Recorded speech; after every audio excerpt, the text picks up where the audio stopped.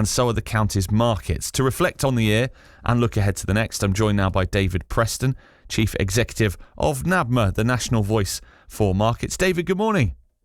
Morning, Adam. Thanks for being with us. You have had a long career involved with markets, haven't you? 50 years ago. Started out as a Saturday lad, Town Council. So, a long way back. Is it right? You're Very fortunate, got headhunted for the job.